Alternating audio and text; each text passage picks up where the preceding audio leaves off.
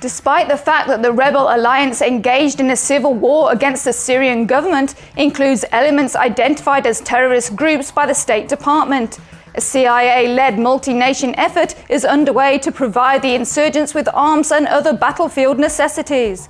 The New York Times reports that the government of Turkey and several Arab countries have, quote, sharply increased their military aid to Syria's opposition fighters in recent months, expanding a secret airlift of arms and equipment for the uprising against President Bashar al-Assad.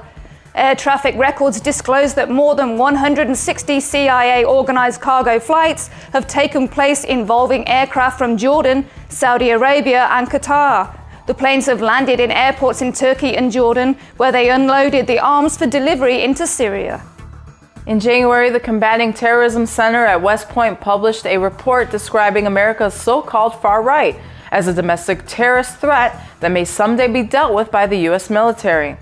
A U.S. training instructor in Pennsylvania appears to have taken this characterization a step further.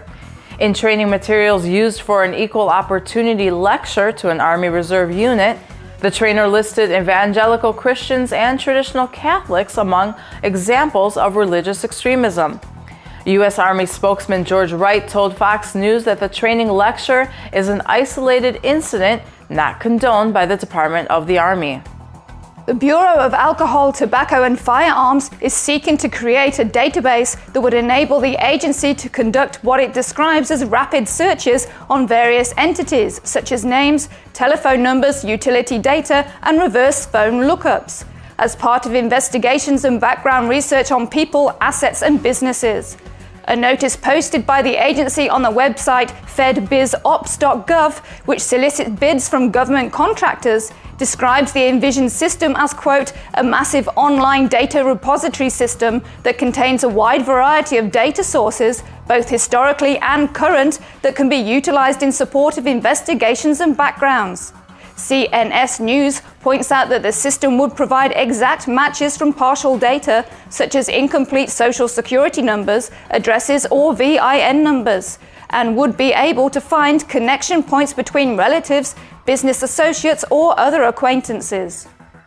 On March 21st, a group of police officers in Omaha, Nebraska, responding to a parking complaint, grabbed and beat 28-year-old Octavius Johnson, punching him several times while he was restrained on the ground. Another group chased Johnson's 23-year-old brother, Waquez Johnson, into a nearby home in order to confiscate a camera that had been used to record the arrest and the beating. In doing so, the officers knocked over a wheelchair-bound woman. This effort to cover up what appeared to be a blatant example of criminal violence by police failed because another neighbor surreptitiously video recorded the episode from a nearby home. 4 officers involved in the incident have been fired, 1 has resigned, and 3 more have been placed on leave.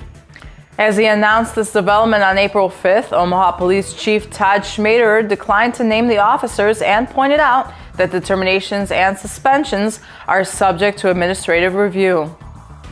Jennifer Porlock of Montreal was arrested for taking a photograph of street graffiti depicting Police Commander Ian Lafreniere with a bullet in his head. Porlock did not create the drawing, she posted a photograph of it on the Instagram social network site. Commander Lafreniere is the chief spokesman for the Montreal Police Department. Porlock was released from custody and is scheduled to appear in court on charges of criminal harassment. You're watching the Next News Network.